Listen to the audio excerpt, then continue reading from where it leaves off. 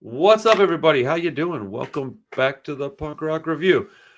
Dude, this is a part two. This is the first time we got to do this, man. I'm actually psyched because the whole reason this episode came to be anyways is due to a viewer request. So I feel like this is such an organic shift in direction, maybe? Whatever you want to call it. But we're going to talk part two about the forgotten Veni Vidi Vici and brain failure American Dreamer. So Rob's probably going to talk a little bit more than I am because last time it was me and Nitty. I'll have other things to say. I do have a couple of extra notes to talk about and some points that I want to get Rob's feedback on.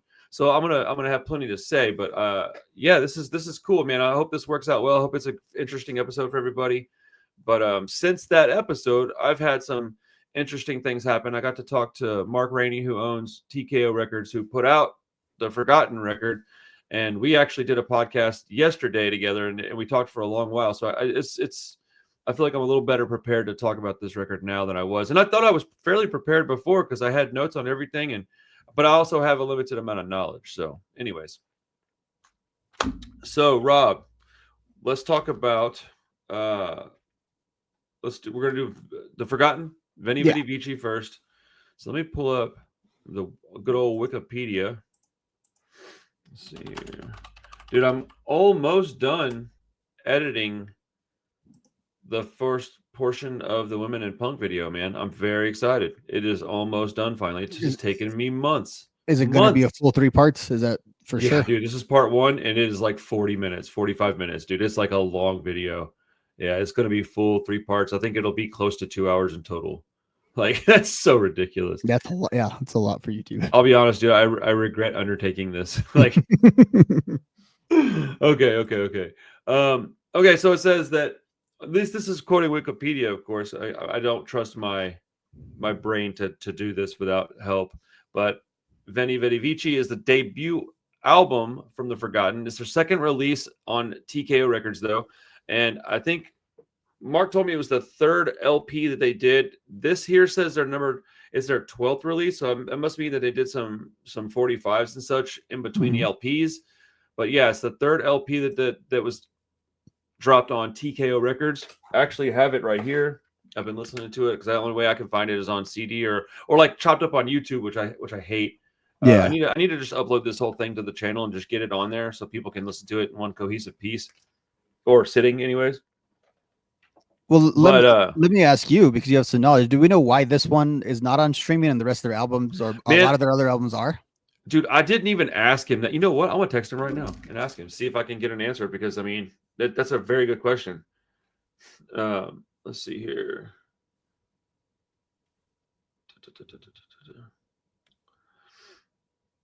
Sorry. Being that we got him, as a right. How crazy is that? How crazy is that I could just text this dude and then he's like kind enough to text me back, probably. Let's see.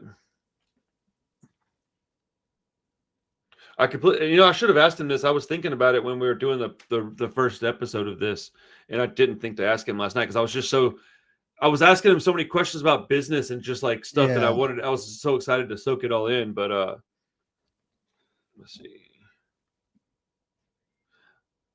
I bet it's going to be a crazy answer, or it's going to be something super dull. Like, I don't have the rights to it anymore for some reason. No, I bet it's going to be, oh, we just haven't put it up there. That feels like what it's going to be. Like, oh, we haven't just done. I didn't think about it, honestly. Like, well, because I thought of it because if it was like a single label thing where it was like a whole issue, but other releases by TKO are on there, right. So it was like, hey, what happened? What happened with this one? It's got such a cool album cover. You really does. Made it up there. That album cover is legendary. Like late 90s, early 2000s tattoo art. I got a lot of stuff on my body that's got that same style. Yeah, I've got a dead bird on me. It's one of my like hilarious tattoos that I like to think about. It looks very similar to that whole construct right there. I got one on my shin that looks very similar to that too. Yeah, man. So this did. Let me correct something in the first episode. Nitty said, I think he said 01. And I've asked him why. He doesn't even know why he said 01. We both knew it was a 90s record. So it's 1998 when it came out. Dude, this album. So, okay, one thing that we talked about on part 1 a lot was that there's a Rancid like esque sound in this.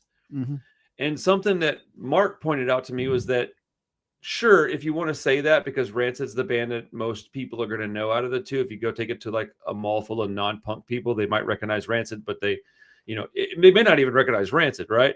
Mm-hmm. Gordy was in bands with Lars. Let's see here. He was like the hype man in the Bastards, wasn't he? Yeah, but they were in bands like way before Lars was anywhere near Rancid. Mm. That's what he was telling me. He's like, yeah, dude, but the connection, like the Lars sound that is in this is not because of Rancid. It's because Lars and Gordy have been friends like their whole life. So I wanted to make sure and mention that. So let's see. Okay, as a matter of fact, right here, he says, and the cover art was done by San Jose tattoo artist Robert Clem, Klem, whose album art credit also includes Sleep's Holy Mountain album. That's crazy. Sleep is a big band. Let's see here. Some points on comments about the Rancid influence as we were speaking. As your co-host pointed out, Lars played in Slip prior to being in Rancid. That's the band that Gordy was telling me about when me and him talked, that Nitty brought up, and I was like, yeah, I've heard of that band now. And so what we failed to understand is that Gordy, Kenny, and Todd from the Forgotten, 3/4 of the band, were actually the rest of that band. So it was basically the Forgotten plus Lars minus one dude, right? So before Slip, Gordy and Lars were both in the Nowhere Men. It was a UK 82 influenced street punk band from the late 80s. So Gordy and Lars are essentially childhood friends who've been in bands together since they were teenagers. So like that's where that influence and sound's really coming from. I believe Lars produced this, I think. Yeah, that's what it says on the internet. Yeah, so I mean, so it's much deeper than just like, oh, these guys like Rancid. Now they do. Gordy himself was like, yeah, I'm a Rancid fanboy. Love that band. But I think he's being very humble because Gordy's influence on Rancid probably exists because he's been hanging out with Lars for so long. And it's all semantics. The Rancid guys are humble dudes. They're not going to go, oh, no, and I don't think Gordy would do it either. I've talked to enough of these people in my life now to where they're all such humble humans that I'm just glad he sent me this email speaking about Mark, because I want to know this stuff. And I want to know if I say something wrong. This is the problem with the comment sections, dude. Is like the people come in, they talk rude. They talk down to you. Half the time they're wrong. And it's like, no, dude, if I can get somebody with some actual information, please, by all means, correct me or enlighten me. Like, I'm cool with that. So he put, I'll shut up here in a second. He put Lars and the guys in the Forgotten all essentially come from the same family tree from one common source. These guys were contemporaries and literal bandmates. Yeah. He's like, LOL, calling any similarities a Rancid influence really doesn't accurately describe what's going on. And I think that is accurate. I think that's true. So, with gratitude, I relay this information to my audience. I very much appreciate him coming to the table and bringing some information. So I think, let's see.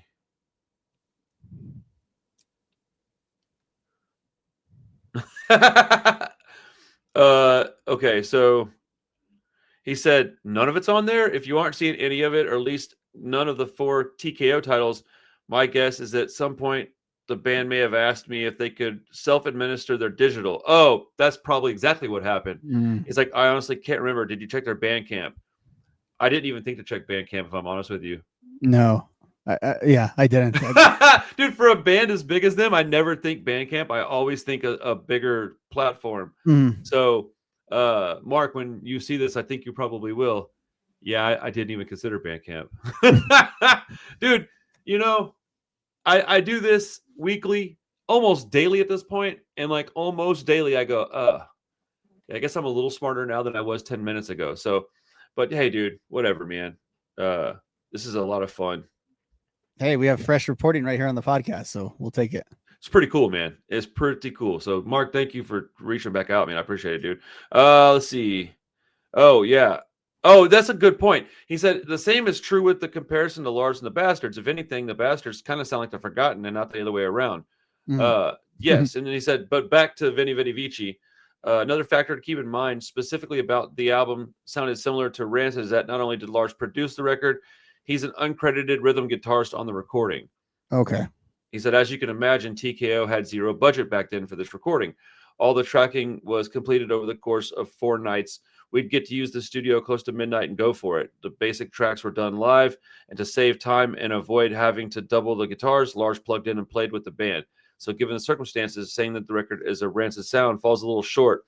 We aren't talking about a Rancid influence. Rancid personnel is actually on the recording. So, yeah, dude, I mean, I'll be honest, when I first read this, I wasn't hurt at all. I was a little embarrassed that I didn't know this stuff. But then I was like, how would I know this? Like, how would I? I don't know the people well enough yet. So again, thank you for the information. So yeah, this is this album is incredible though. So to be clear, one of the reasons why the album was covered on the channel to begin with is because I've been doing this channel for 2.5 years now, and one of the most consistently requested records and consistently talked about street punk records has been specifically this album by The Forgotten. So they have been, I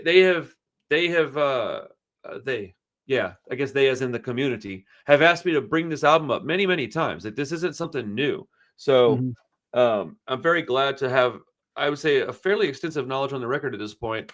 Maybe not that I can just recall off the top of my head, but there's things that I can reference and go back to and make I may end up doing like an actual deep dive record where I narrate most of this stuff. I rewrite it all, type it all out, send it to Mark for like an okay, and then make sure he's cool that everything that is written, that's all accurate and everything. And then do like a narrated thing with some imagery and some live footage or something, because I don't know, man, like I love this band and I always kind of have. They've been around. I mean, I when I said that they had like a Rancid influence, that certainly wasn't out of disrespect. I was saying it as praise, right? But turns out it's a much bigger part of the story is like the guys in Rancid. So more so than they listened to a Rancid Let's Go record and then went and, I mean, when this came out, 98? Yeah. So that's where I would push back a little bit on that statement, because there's some stuff on this record that is, I think, clearly influenced by recorded Rancid. That that makes sense to me, though, that would be the case with who was producing it and who's involved. Except and all that. So I am certainly not going to push back on anything he's saying at all, mainly because I understand what he's saying about, like, yeah, Rancid album may have come out before this, but the dude that was influencing those albums was the guy that was influenced by these guys. And so, like, it's basically just this big forever 8, what's that called? An infinity loop. It's just like these dudes are these guys, and then these guys hung out with these guys, and you're like, yeah, they were all just one giant group at the end of the day. So at the end of the day, I think that's kind of what it is it's this big family of people from this part of the country, and they wrote Rancid albums, Forgotten albums, so on and so forth, Lars and the Bastards, as a collective almost. I would wonder, maybe I'll be able to talk to him at some point about either guy, Gordy or Mark, about I wonder what Tim Armstrong influences. This is Lars all over it, but I'm curious as to if there's any. See, and that's what I was speaking of specifically, and we'll talk about it when we get into the songs. But there's parts in this where I just felt like that was a very Tim Armstrong vocal delivery or Tim Armstrong style in this, because for the most part, I agree, and I kind of took this as like a Rancid side project. Like, I think if this was marketed a little bit differently, at one point this would be in like that kind of Rancid extended universe that we did that whole. I can understand that statement, and to the point that I at some points I have wondered, and I thought that makes sense, saying that he's an uncredited rhythm guitarist. Are there Rancid members that were playing on this? Like, there were several times where I thought there was like a feature by like a Rancid guy, but when you look it up, that's not really the case. It sounds so similar, but unlike what we're going to talk about later, I mean, I agree. I don't feel like it's as much of an imitation of this thing. I just think it's part of the pieces of it.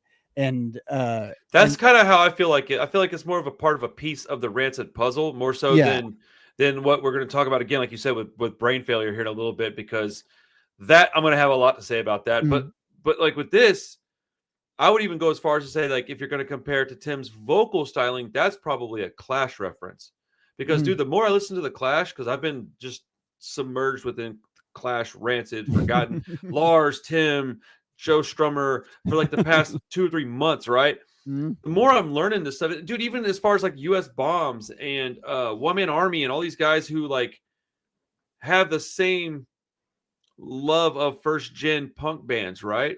Mm-hmm. I'm hearing imitations now that I never heard before. And I don't know that it was intentional. I think it might have been intentional to the degree of I want to start a punk band. Here's my favorite bands.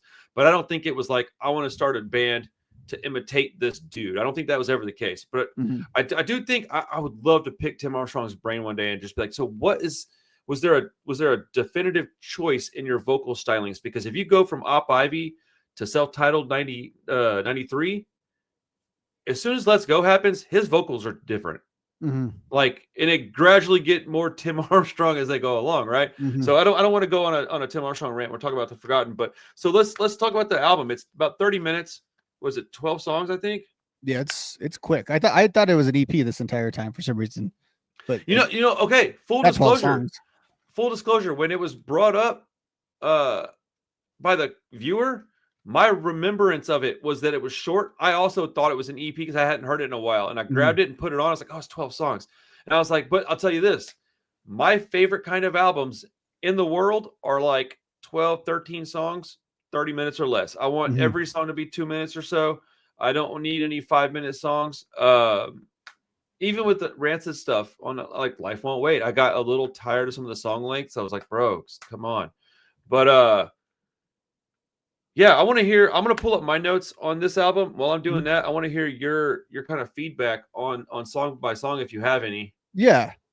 So like I said, it's funny because I have most of my notes, and for what we're going to talk about later, are really just in contrast to the things that they sort of sound similar to. So I realized that as I was kind of going through these, that I evaluated it that way, because when we started out with that first song, On Board, if you would have told me that was a Lars and the Bastard song, I would have taken that as, yeah, that makes perfect sense. And I think that is exactly what you were hitting on. And I think that would have been I knew the chronology of it, but like I would have assumed this band most of all was influenced. If you and I started a band in like 2003, I feel like this is what it would have sounded like.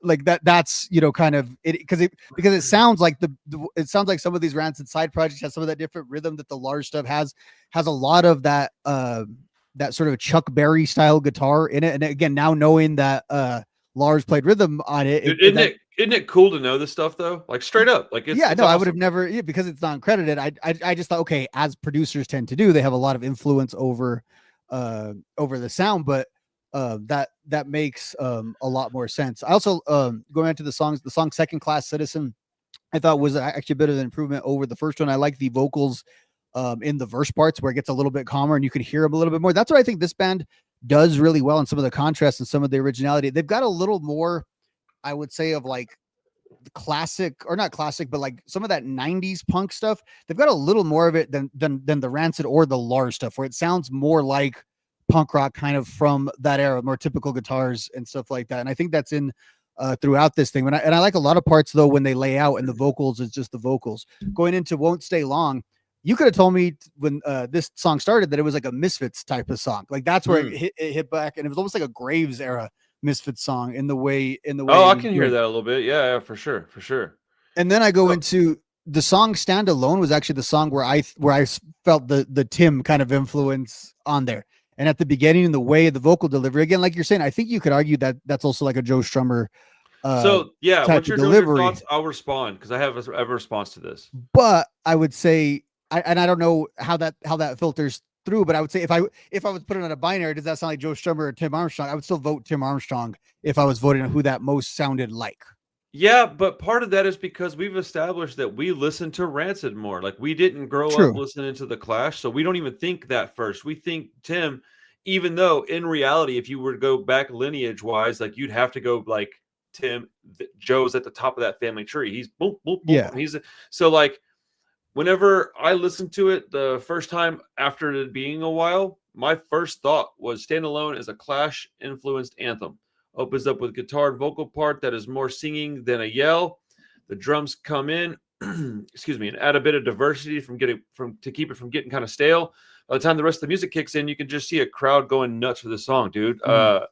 Very mid-tempo. So it's an anthem, dude. It's that one that kind of like maybe if it gets you to take a break from circle pitting to like pogo and like sing along. And then it's like after that song rings out a little bit, goes back into a fast song, you know, like, but I thought Clash, but dude, I've been listening to a lot of the Clash the last couple and if we're talking about, well, this is Rancid, this is Clash, we're really splitting hairs now between degrees of a very similar sound. Also, we should point right. that out. Oh, dude, like, especially now that my mind has been open to some things, but like, and let me be crystal clear to anybody's watching this, anybody, man, like, none of this is said with any disrespect. We're just talking about the record. Like, if I'm trying to get facts right because I've been given the facts. So I'm trying my best to come at it from a factual perspective, which I didn't have the ability to do the first time around. So I'm just grateful for that. But like, some of these people on the internet, man, y'all have to calm. Well, you know what, dude, I say that because I just want people to be able to have a good conversation. But like, you know what, you want to come in and talk crap, go for it. It helps the algorithm. But like, I'm gonna ignore you or block you if you're very, very rude. Like, people that come in and say like borderline like racist type shit, don't even entertain it, man. I just blocked. Like, you come in and saying something super gnarly about somebody that I know or somebody that I care about, blocked. Like, I'm just not doing it. I'm not fooling with it. So my point is like, it's an opinion, man. That's not that serious. Like, I don't know. I could already hear people getting riled up, but it is what it is. That song "Stand Alone" has a really cool when they go into the "F the Truth" part, and they do it twice. And now that I'm looking at my notes, that's what you were talking about with like that build up part. I had that too. I know what you mean. Like, so if it's an outdoor show, it's always the thing they play right when the sun is setting, right when you're about to kick in, or like 3/4 of the way before you're about to get through like the songs that everyone really knows. Like, that's the song you play, bring everyone down a little bit and get them excited. Yeah. Speaking of getting excited, how about Fists Up? That was a great song. Yes. That might be the best one on. That's in my upper contention of good songs. Now, this one, I actually would have liked to have seen a band like Rancid take it on. Like, I think this is a song they could. I like it like it is, man. I'm sure. Because here's the thing. How much have you? Okay, so let's say 15 years ago, did you have forgotten albums in your collection or no? No. See, I did. So like, all these songs to me, like, while I understand the Rancid comparison and I made them myself, I still hear them as forgotten songs. I like this band a lot. I got to see them play, I think maybe once, maybe twice. I think it was just once though. But like, yeah, dude, I mean, of course I would love to hear Rancid play every song I like, and I would like all the bands I like to play Rancid songs. So I'm also standing on both sides of the fence here. But like, I love that song. And the bridge and the drum fill are like so fun. Like, I have the part where it's just the guitars and the vocals, and they're just doing like I think they're going back through the chorus, but it's building up into the bridge. Eventually the whole band comes in, but it's just the guitars and the vocals, and it's just like you talk about like song arrangement and stuff like that. It's just put together really really well. I have nothing written down for Right. I don't remember there being a bad song on this thing. I just didn't note anything on it. The song "Stay Away," the first vocals, and this was interesting. It sounded like almost I thought like a very Lars in Rancid kind of delivery. Like, a lot of the other stuff that I'm saying sounds like a lot of Lars and the Bastards, which obviously, I mean, he's the whole singer of that band, so a lot of that trickles down. But I thought it's actually very much Lars and Rancid on "Stay Away," and "Stay Away" had a good, not a blistering pace, but a real consistent pace to it that I really enjoyed. And then my other really standout one on the record, as I have a song number 9, "Imposter." I really like that song. And that's one that I noted too, had more of a, I would say, in the way that a lot of stuff in like the Rancid universe always sounds a little bit retro, always sounds like a little bit from the past. I feel like "Imposter" and a few other songs have like a DNA of just a little more contemporary to what this was at the time. And I think that song is a very good example of that. And I think the closing of those albums, I had all these as very solid songs. "Class Separation," I like the woo, the real chanty kind of start. Oh yeah. "Cheated" is another song I thought there was like, I almost felt like a Rancid 2000 vibe with some of the vocal delivery on "Cheated." Specifically, I thought it sounded like Tim on Rancid 2000 in the way it was like that werewolfy lyrics. And then "Shot Down" I thought was a great closer with a lot of different things on it. It's one of those songs that had a lot of different like build-ups, and I thought at points it was epic, at points it was fast. It's also a song that I thought had almost like a Social Distortion kind of vibe to it in the way There's it a couple was. of songs like this. Yeah, and I think like that's sort of the way that that Mike Ness kind of present like a real dramatic kind of punk rock presentation that he does. That's a great description of Mike Ness, dude. Dramatic punk rock. Yeah, it is, right. It's just like, dramatic punk, but like not. You know what I mean when I'm saying it. But yeah, I mean overall, I'm like mad, not mad, but I am. I'm disappointed that I didn't find this sooner, and I purposely didn't listen to anything else because I didn't want it to cloud what I thought of this album. But like, there is no reason, like, if this would just been packaged to me in 2001, which I don't know how I didn't see it. Like, I totally would have been into this. This is right. There's so many bands that I missed because I just didn't get to them. They didn't make their way to me. So like, I'm really glad to hear you say that though. I was wondering if you were going to love this as much as I do, because I've been a fan of this record. I didn't get it when it first came out. Like, I'm not going to sit here and act like I did, but I probably had this record in the early 2000s, 2001, 2, maybe 3 at the latest. Pretty close. When I got into One Man Army, I probably got a hold of this too at the same time. As far as some of the songs you're talking about, Stay Away, I put that it might be my favorite song on the record. It reminds me of not only Lars and the Bastards type stuff, but there's a bit of One Man Army floating around in that one. And then realizing that the first TKO release ever is One Man Army's Bootlegger Son 7-inch. When he told me that last night, I didn't even realize that was on TKO, man. I have that. Like, I did. Sometimes I don't look. I just grab an album I want and I buy it, right? So I felt pretty dumb but I was also kind of excited to hear that. Class Separation, another fantastic song. Oh, Johnny has a bit of Bouncing Soul sound. Instead of it being a story about a rad dude named Johnny, it's about a fraud, right? It's really good storytelling. Like, I feel like, look, dude, I think that some of the guys. Oh, so one thing that we talked about last night with Mark and I was that there's a distinct difference between East Coast and West Coast street punk. And I think that one of the differences is that West Coast street punk, there's more storytelling in it. And a song like Johnny, right? It's going to have storytelling. A lot of Rancid has storytelling. A lot of Lars and the Bastards has storytelling. The Forgotten, storytelling. Whereas when you have like the Unseen and the Casualties, the standout tracks are usually the storytelling songs, and then the rest of it's like anthemic, like Anti-Authority, but they sound sonically very similar. There might be a BPM difference. They're one's a little. I think West Coast is a little more upper mid tempo, and then what East Coast stuff is just kind of like balls out, real just fast. But I like the more melodic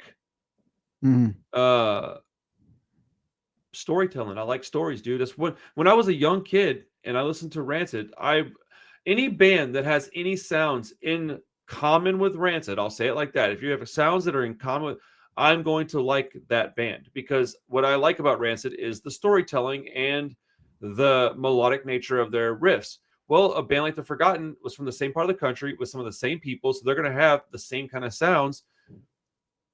It's perfect for me. Like, this is exactly what I want. I wanted more Lars and the Bastards. Well, I can't have that, but I got this. It's all in the same family, dude. If this is on my record shelf, these are all going to be one line together. Like, nope, this is my Rancid family tree here. I'm going to have the Distillers in there probably. I'll have Interrupters in there. It's cool, man. I'm going to have all kinds of bands that I really love in this one little group, and they'll be alphabetized, and I'll be able to find them within that little section of my collection, right? I think Stay Away may be my favorite song on the record. Class Separation is another good one. There's good guitar solos all over this record, dude. Cheated is another banger. Some song about some crappy friends, that seems like. Very good palm mute, that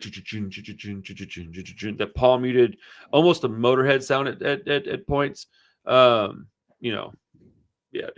This is just a great record, man. I don't have much else written down other than that. I think I deleted something by accident when I was texting somebody, because I had a couple other notes that I'm pretty sure I had, but it's all good, man. Shot Down's a great closer.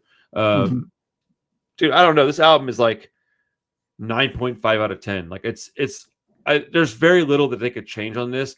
Like, honestly, they could even go more into the like Rancid-esque sounds with a ska song, and I might have been like 10. But like, I say 9.5 because it's almost impossible to get me to say 10. 10 is reserved for like And Out Come the Wolves, Let's Go. Like, even my other favorite Rancid albums don't get 10. 10s are for like songs where every one of them is like a classic, like an absolute, Yeah. Like on Out Come the Wolves, I can't really once I understood what Junkie Man was about, that was the only song that I didn't care for a lot. I love that song now, and it's weird because my whole life I didn't care for it much.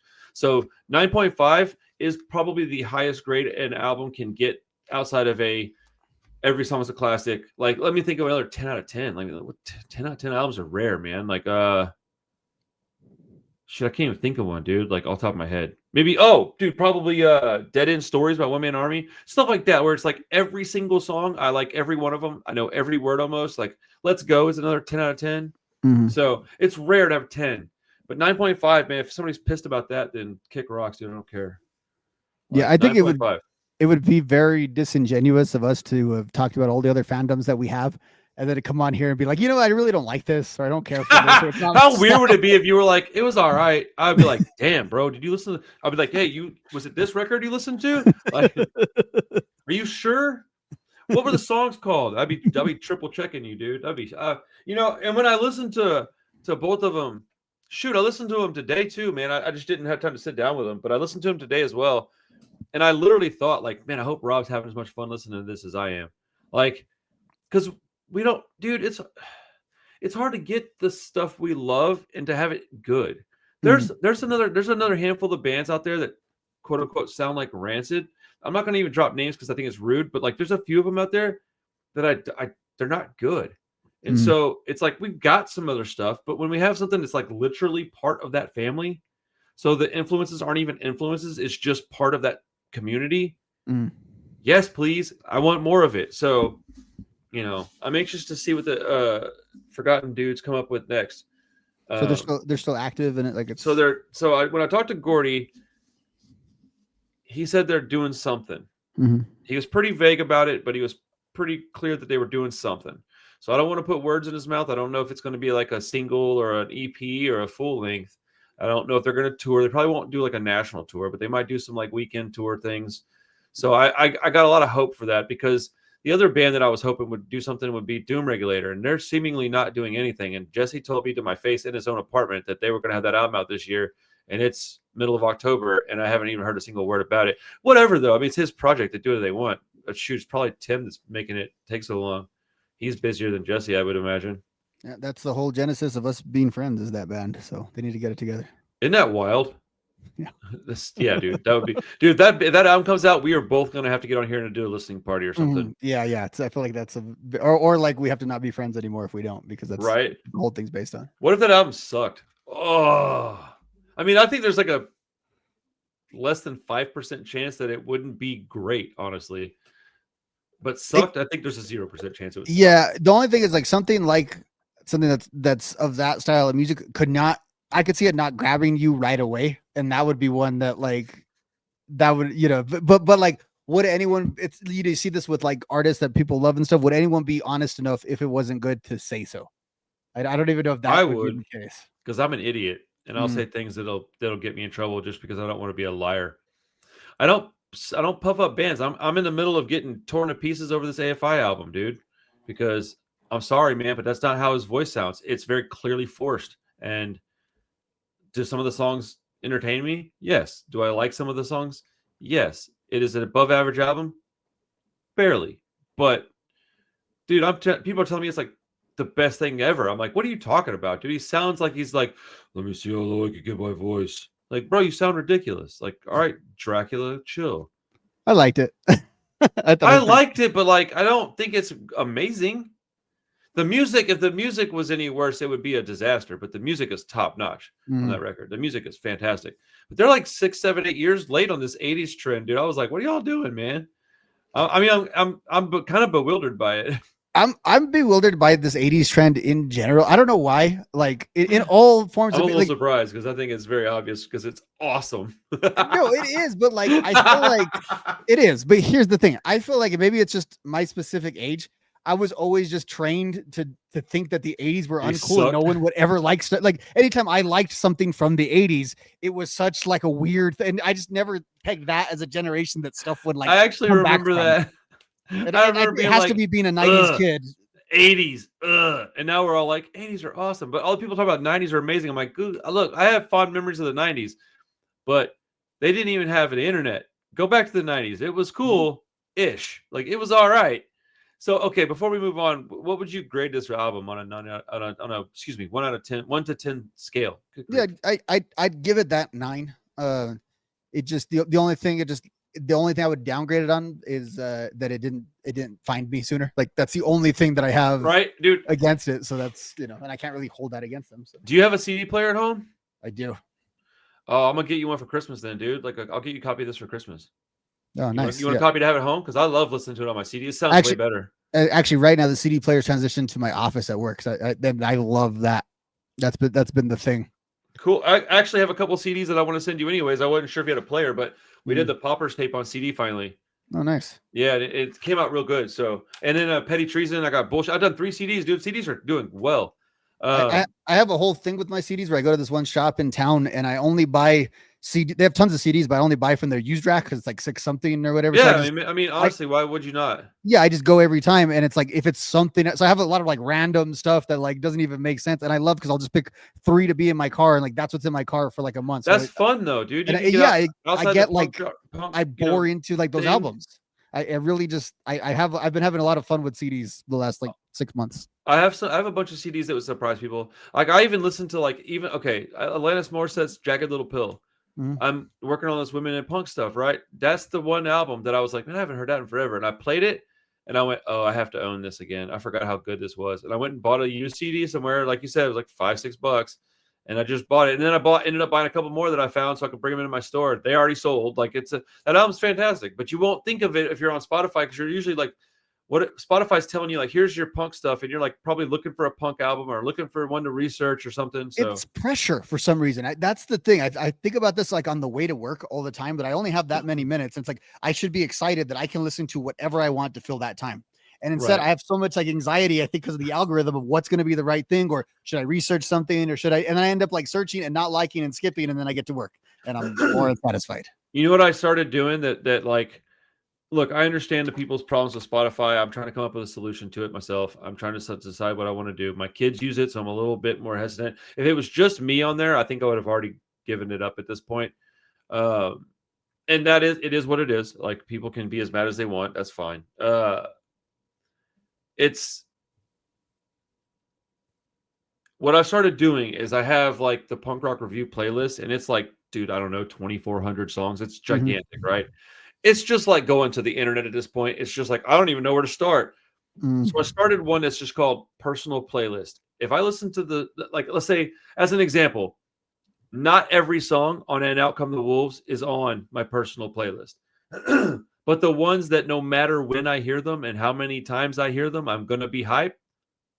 That half of the album is on my playlist. And then there's like, I don't know, 7 or 8 songs off Let's Go. There's a few off every other album. But it's the one that's like just the heaters, dude. And like, I would like to have a few forgotten tracks from this album on there. That'd be great. There's a few off the Brain Failure album that are on but that's what when I can't think of something, if I give myself like 5 minutes, if I'm in a car for like 5 minutes, and I can't figure it out, I just go to my personal playlist. I hit shuffle and I just go. And if I have to skip a song, fine, that's fine. I don't really have too much though, because it's a much more curated, much smaller list. It's only a couple hundred songs total, I think. Yeah, I understand the anxiety there. I hate searching for. It's just like looking for a movie to watch at night. Okay, well, I need an extra half hour because it's gonna take me that long to find the damn movie. I go back between that or like I get on YouTube so often that I realize like, wait, I need to actually watch some content that I'm watching the content about at some point, because I realize I just spent 3 whole days watching like video essays on movies, on music, on TV, on sport. Like, hey, how about I watch any of this content and form an opinion of my own for a change? Dude, I have fallen into that myself, like recently, like kind of like right now. Like, yes. That's where I think music does come in, and where the physical media has been, I think, helpful is like, so it's like, no, you don't, like, we're so immersed with language. Like we're doing a podcast and everything's talking. And there's all this like focus we have on this stuff. Sometimes you just need to listen to music. You just need to hear stuff and absorb stuff. And we're all too distracted. I don't know why I'm old man yelling at cloud for our modern world today. That seems to be my role. Somebody said something about, hey, that's cool, man. I'm glad you're going to get to go out there. Who's Rancid again? And I said they're a Britpop band from the 80s. I'm just going to see if I can confuse my friends that aren't into punk.